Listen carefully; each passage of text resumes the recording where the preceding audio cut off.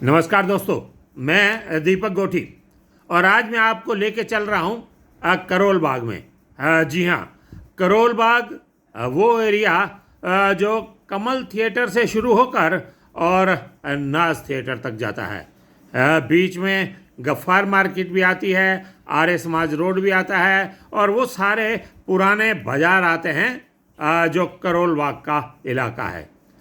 करोल बाग का ये इलाका जिसमें आज हम घूमते हैं, बहुत बढ़िया शानदार और लजीज खाने के बहुत से रेस्टोरेंट हैं। ये कभी जंगली घास और झाड़ियों का क्षेत्र हुआ करता था।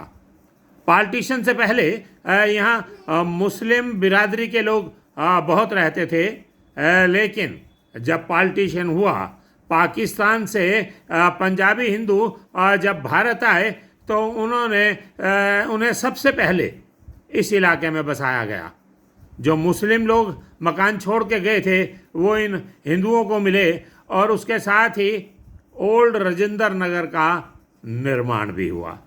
ये बाज़ार शुरू से ही बहुत आकर्षित रहा है और बहुत फेमस रहा है। इस बाज़ार की अपनी विशेषताएं रही हैं। सन 2000 तक यहाँ जितनी भी दुकानें थी उन दुकानों पर बोर्ड के ऊपर उर्दू और पंजाबी में भी दुकान का नाम लिखा होता था, लेकिन 2000 के बाद उर्दू और पंजाबी लगभग गायब हो गई, क्योंकि जो लोग वहाँ से आए थे वो हिंदी और पंजाबी के साथ साथ उर्दू में भी बातचीत करते थे। इसलिए उर्दू यहाँ की एक खूबसूरत ज़बान भी थी। लेकिन नई जनरेशन के आने के बाद यहाँ सारे बोर्ड इंग्लिश में हो गए। मैं आपको यहाँ ये भी बताना चाहूँगा कि इस करोल बाग में अमृता प्रीतम, जो पंजाबी की बहुत मशहूर शायरा हैं, वो डॉक्टर हरभजन सिंह, महेंद्र कौर गिल, करतार सिंह दुग्गल और इनके साथ साथ हरनाम सिंह जैसे फेमस पंजाबी के लेखक रहा करते थे। आज की फिल्मों में सबसे सम्मानित गुलजार वो भी हरनाम सिंह के साथ करोल बाग में ही रहा करते थे।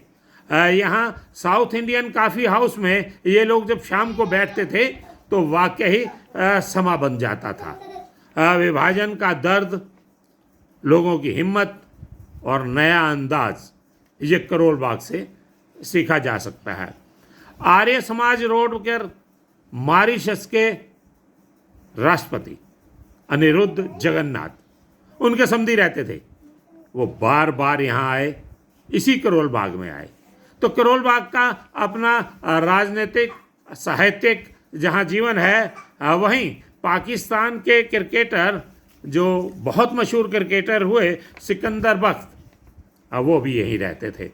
मैं एक और ऐसी बात आपको बता रहा हूँ जो मुझे ये लगता है कि आज के जो राजनीतिज्ञ हैं उन्हें बिल्कुल ज्ञान नहीं है। इंदिरा गांधी के निजी सचिव हुआ करते थे R.K. धवन। R.K. धवन का कभी दिल्ली में सिक्का चला करता था। राजनीति उनके नाम के बिना अधूरी हुआ करती थी। वही R.K. धवन इसी करोल बाग में रहते थे और इन करोल बाग की सड़कों पर फेरी लगाकर कंघी बेचा करते थे। हाँ जी हाँ, कंघी जिससे आप अपने बाल संवारते हैं, R.K. धवन इन्हीं करोल बाग की गलियों में कंघी बेचा करते थे। इसके साथ साथ मैं आपको ये भी बता दूं कि महाशय धर्मचंद, ये धर्मपाल जो हैं महाशय MDH के संस्थापक रहे हैं, ये भी करोल बाग में थे। तो करोल बाग का अपना एक साहित्यिक, व्यवसायिक ऐसा एक ये कहेंगे कि माहौल था जो अब कहीं खो सा गया है।